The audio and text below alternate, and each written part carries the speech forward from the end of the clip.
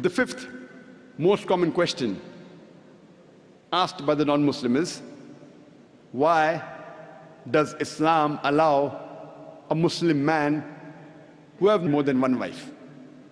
What does Islam say?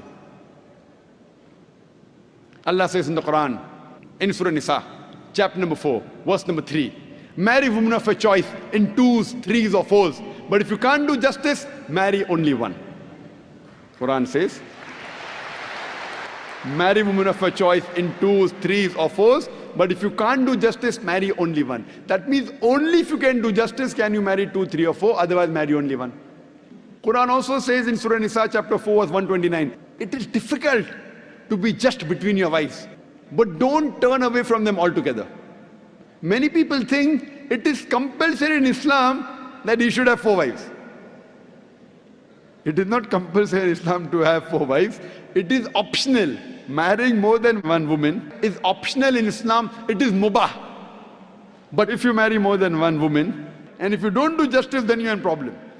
So if you marry more than one woman, you should be able to do justice between them. Let us analyze what are the logical reasons why Islam permits a Muslim man to have more than one wife. By nature we know males and females are born in equal proportion. But in the pediatric age itself, you ask any medical doctor, he will tell you that medically the female sex is the stronger sex. The female child has more immunity than a male child. The female child can fight the germs and diseases much better than the male child. So in pediatric age itself, there are more deaths among the male children as compared to female children. So in the pediatric age itself, there are more females as compared to males. There are wars taking place. In the wars, there are more men who are being killed as compared to women. As life goes on, deaths take place due to accidents, due to alcoholism, due to drug addiction, due to disease. In all these cases, more males are dying as compared to females. And today's statistics tell us that the average span of a woman is much more than the average span of a man. Today, there are more females in the world as compared to males. In some third world countries, like India, where I come from, the female population is less than the male population. And the reason is because of female infanticide and female feticide. There's a program by the name Let Her Die, under the banner assignment. It came on BBC, where a British reporter by the name of Emily Beckenin, she says that every day more than 3,000 fetuses are being aborted after they identified that they're females. In India alone, more than 3,000 fetuses are being aborted after they identified that they're females. If you multiply this number by 365, the number of days in a year, we get a figure of more than 1 million fetuses are being aborted every year in India after they identified that they're females. And according to the report of the government hospital of Tamil Nadu, out of 10 females born alive, 4 are put to death. If this evil practice of female infanticide and female feticide stops in India, even in India, in a few decades, the female population will outnumber the male population.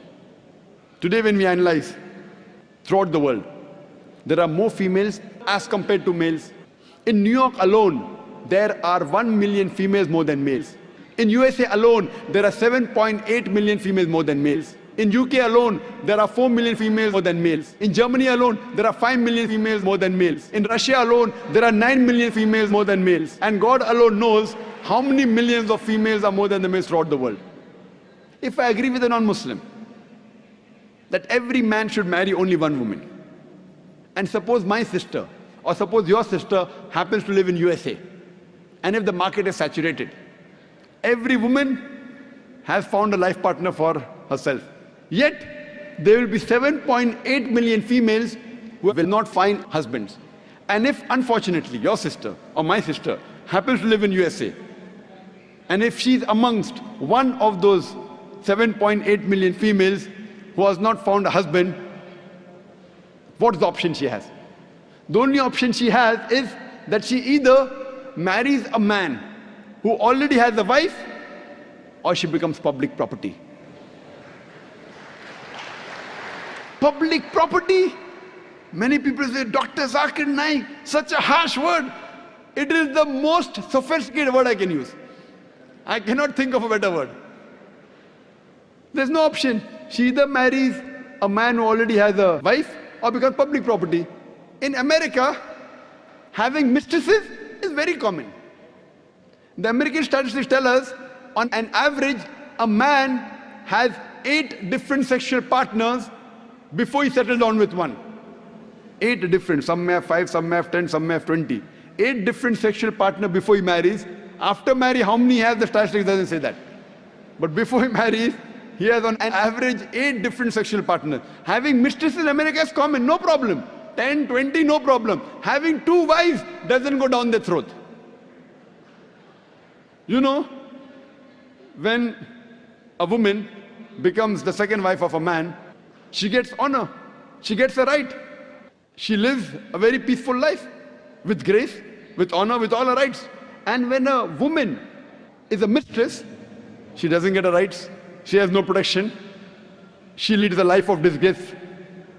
Therefore, Islam permits some men to have more than one wife to protect the woman.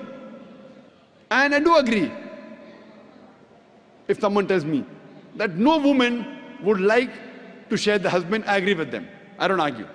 I agree with you that no woman under normal circumstances would like to share the husband. But the Islamic Sharia says, let a small loss take place to prevent a big loss.